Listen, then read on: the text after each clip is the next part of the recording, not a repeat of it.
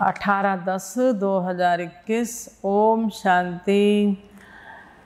मीठे बच्चे, बाबा कितनी दूर से तुम्हें पढ़ाने आते हैं, पढ़ाई की फीस भी नहीं लेते, तो कितना प्यार से पढ़ना चाहिए।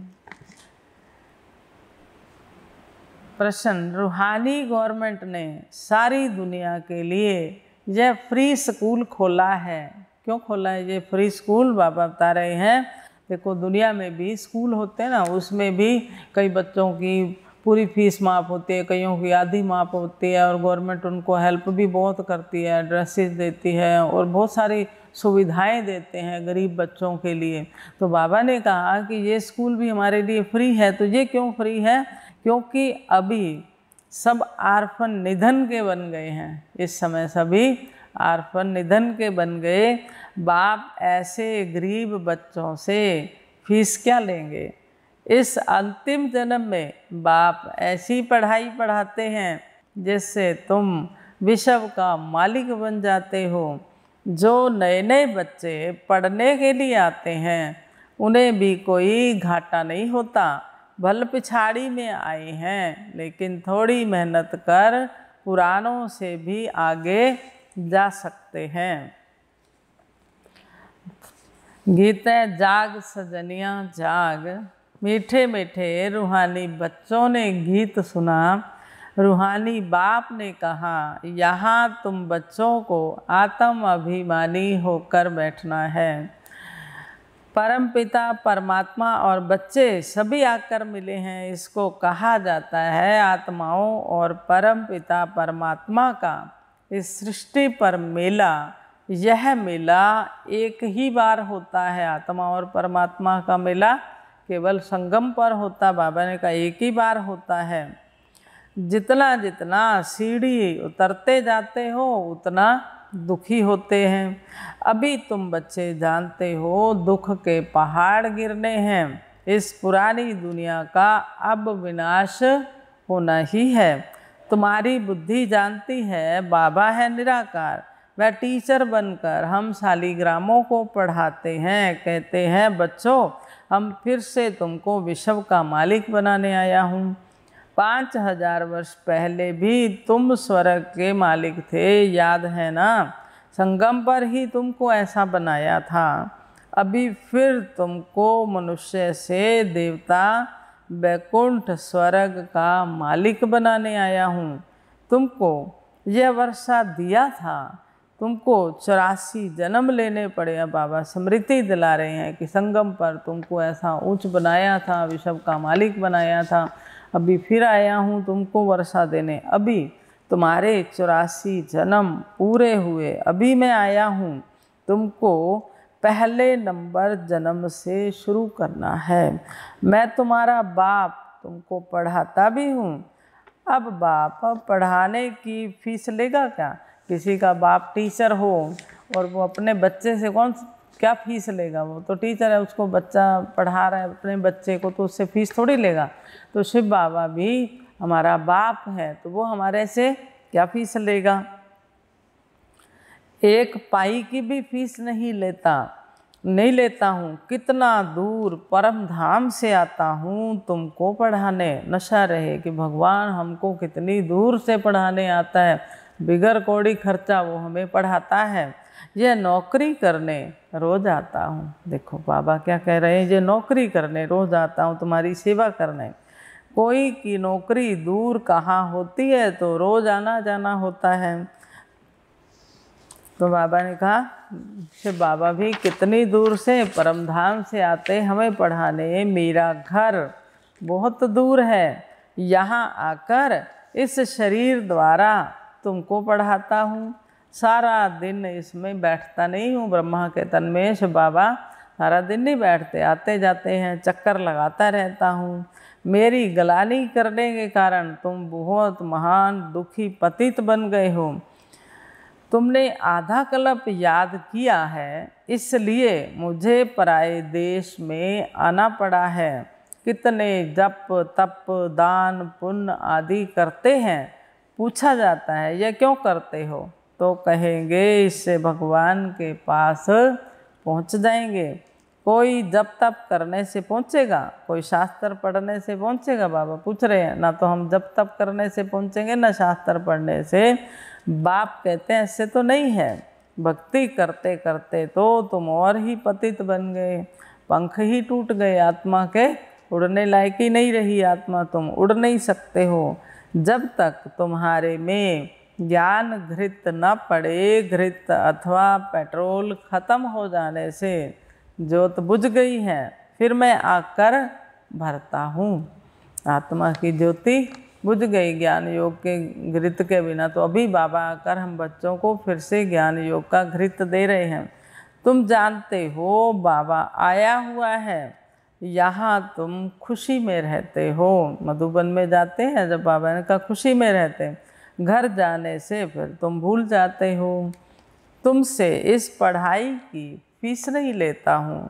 तुम कहेंगे यह चावल मुट्ठी देते हैं, यह चावल मुट्ठी तो तुम भक्ति मार्ग में देते आए हो, जिसका रिटर्न फिर दूसरे जन्म में मिलता है। अभी तुम जानते हो जब बाप सन्मुख बैठे हैं, फ्री पढ़ाते हैं, क्योंकि जानते हैं इन्हों के पास रखा ही क्या है। बाबा ने कहा ना, ऑर्फन के निधन के बन गए, हमारे पास है ही कुछ नहीं, तो इसलिए बाबा फ्री पढ़ाते हैं। उस पढ़ाई में कितना खर्चा करना पड़ता है। लौकिक दुनिया में जो बच्चे पढ़ाई करते हैं तो कितना खर्चा करते हैं, कितने इम्तिहान पास करने पड़ते हैं। मैं तो एक ही पढ़ाई पढ़ाता हूँ, स्कूल में जो आते जाते हैं उनको ऐड करता जाता हूँ। नए नए बच्चे हर रोज़ बाबा के आते रहते, तो बाबा ने कहा उनको भी ऐड करता जाता है। या हाँ, जो लेट आते हैं उनको थोड़ी मेहनत जास्ती करनी पड़ती है, उनके बदले में फिर देरी से आने वालों को अच्छी पॉइंट्स मिलती हैं, पुरानों से भी वो तीखे चले जाते हैं। बाप कहते हैं जिस्मानी पढ़ाई भी पढ़ो। स्टूडेंट्स भी आते हैं बाबा के पास, भले बाबा कहते हैं जिस्मानी पढ़ाई भी पढ़ो, तो यह रूहानी पढ़ाई भी पढ़नी है। शरीर निर्वार्थ धंधा धोरी आदि भी भल करो, उसके लिए भी मना नहीं है। सिर्फ मुझे याद करो और चक्कर को याद करो, यह भूलना नहीं चाहिए। बाप समझाते हैं मुझे याद करो तो तुम तमो प्रधान से सतो प्रधान बन जाएंगे। याद तो तुम बाप को भी करते हो, पति को भी करते हो। अब मैं तुम्हारा पतियों का पति, बापों का बाप हूँ, टीचर भी हूँ। मैं तुम्हारा सब कुछ हूँ, सुख देने वाला हूँ। वह पतित संबंधी आदि तो तुमको दुख ही देंगे ना। शिव बाबा तो हमारा सर्व संबंधी है, बाप, टीचर, पति, बाबा ने कहा साजन भी हूँ, तो हर संबंध है बाबा से हमारा। सतयुग में कोई किसको दुख नहीं देते। मैं आया हूँ तुम सब बच्चों को ले जाने के लिए, इसलिए मुझे कालों का काल भी कहते हैं। यह भी कहते हैं इनको काल खा गया। काल शरीर को खाता है, आत्मा को तो काल खा ना सके। आत्मा तो एक शरीर छोड़ जाकर दूसरा लेती है। अभी तुम जानते हो एक ही धक से यह सब खलास हो जाएंगे। मौत ऐसा होना है जो किसके लिए कोई रोएगा ही नहीं, कोई किसी का दिया बत्ती करने वाला नहीं रहेगा। कौन किसको रोएगा, सबको अपनी जान की पड़ी होगी। तो बाबा ने कहा जब महाविनाश होगा तो ऐसा समय होगा सभी को वापिस जाना ही है। रोते तब हैं जबकि पुनर्जन्म फिर दुख की दुनिया में लेते हैं। बाप, तुम बाप को बुलाते भी इसलिए हो कि बाबा हमको अपने साथ ले जाओ। तो अब बाबा आया हुआ है, जो भी मनुष्य मात्र हैं सबको ले जाते हैं। विनाश होगा तो सब मरेंगे, रहेगा कोई नहीं। सिर्फ तुमको कहता हूँ पावन दुनिया में चलना है तो विकार में मत जाओ। फिर भी तुम मानते क्यों नहीं हो? बाबा बच्चों को कहते हैं पावन दुनिया में चलना है तो पावन बनना पड़ेगा, तो इसलिए विकारी नहीं बनना। बाबा ने कहा बच्चे मानते नहीं, विश्व बिगर तुम रह नहीं सकते हो। मेरी मत पर नहीं चलेंगे तो ऊंच पद भी नहीं पाएंगे। तुम्हारी आश थी कृष्णपुरी में जाने की, तो बाबा ने कहा वो भी अब बाप आकर के पूरी करते हैं, लेकिन उसके लिए पवित्र बनना पड़ेगा, बाप की श्रीमत पर चलना चाहिए। घर के भातियों को भी समझाओ, बाप तुमको समझाते हैं, औरों को समझाने के लिए पुरानी दुनिया का विनाश होना ही है। मैं नॉलेजफुल हूँ, तुम मुझे पुकारते ही हो, पतित पावन आओ, फिर भी कह देते हैं नाम रूप से न्यारा है। रावण ने सबको एकदम बेसमझ बना दिया है, अब तुमको स्मृति आई है, हमारा बाप कौन है, यह चक्कर कैसे फिरता है। सबकी समझ तो एक जैसी नहीं है, ज्ञान भी सब नंबरवार उठाते हैं, सब एक जैसा नहीं समझते। एक की समझ ना मिले दूसरे से, एक के फीचर्स ना मिले दूसरे से, तो अब तुम बच्चों को बाप का बनना चाहिए ना। अभी तो मैं डायरेक्ट आकर भारत को स्वर्ग बनाता हूँ, इसमें जो कुछ खर्चा लगता है वह बच्चों का ही लगता है, बच्चों को ही कहेंगे खर्चा करना है, स्वर्ग स्थापन कर रहे हैं। बाबा कहते हैं ना अपने ही तन मन धन से हमें इस भारत को स्वर्ग बनाना है, तो खर्चा बच्चों का ही लगता है। इस एक ब्रह्मा को अच्छी तरह पकड़ा खर्चा करने के लिए, इनमें प्रवेश कर इनसे सब कुछ कराया, यह तो झट स्वाह हो गया। जब शिव बाबा की प्रवेशता हुई, समझ पड़ी, तो बाबा तो ब्रह्मा बाबा तो सेकंड में स्वाह हो गया। सब कुछ इनके पास था जो सब दे दिया। बाबा बोले बैगर बन जाओ तो फिर प्रिंस बनाऊंगा।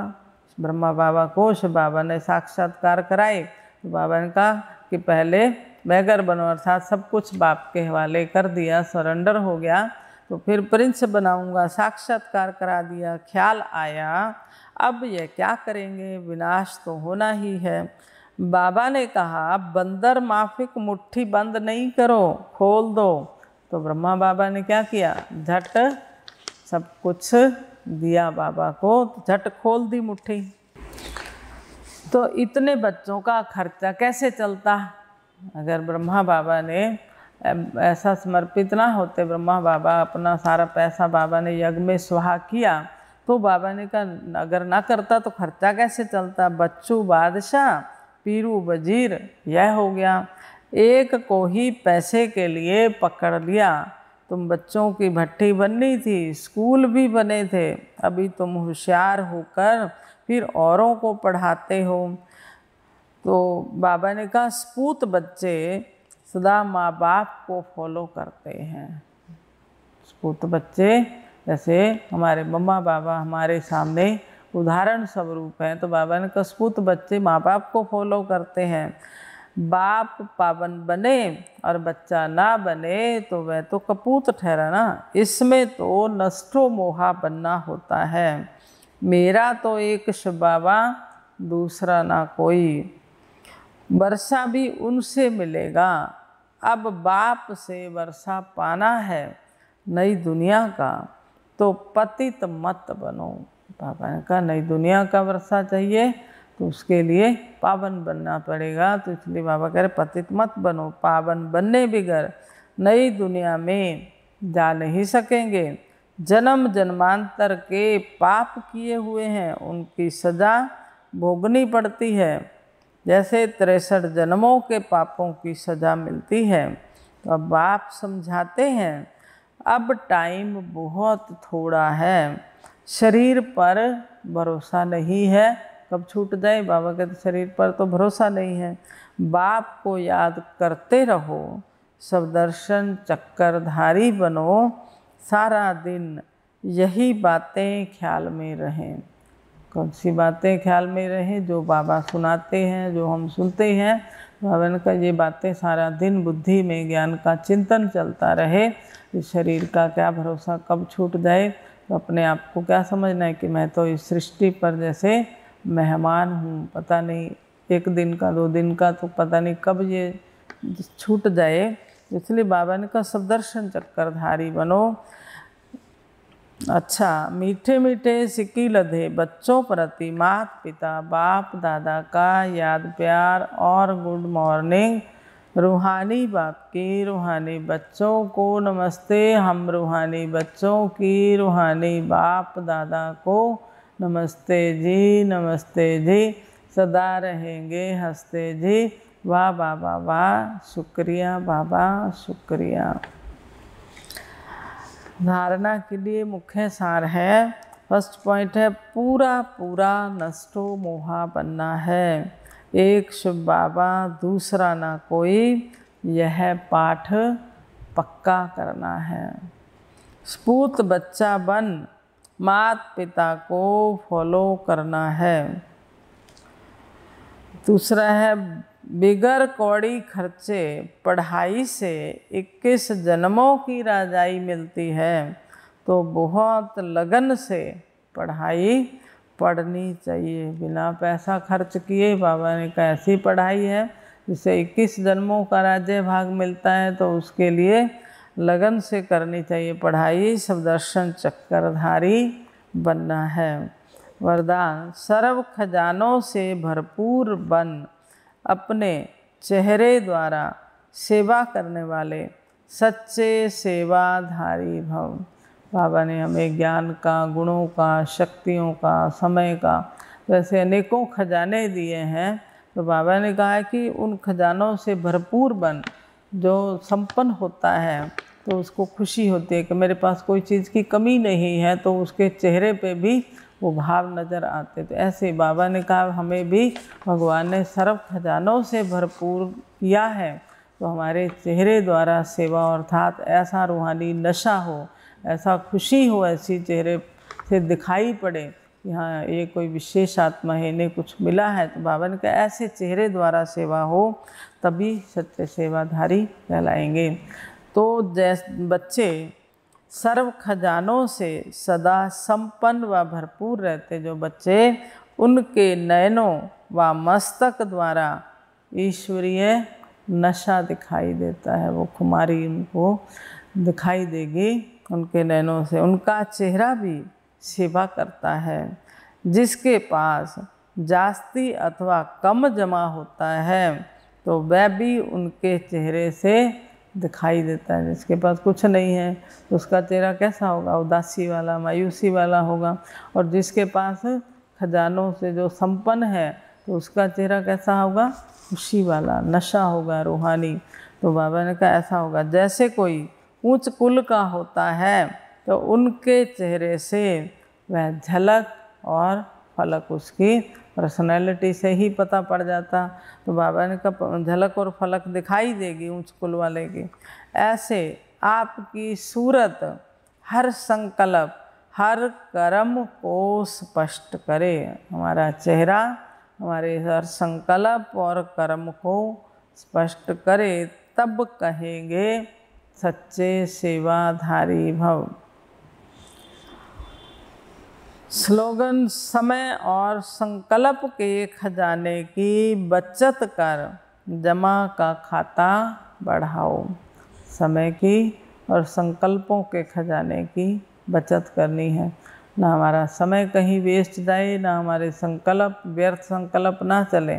तो बाबा ने कहा इन दोनों की बचत करके अपने जमा का अकाउंट जो है वो बढ़ाना है। ओम शांति, ओम शांति।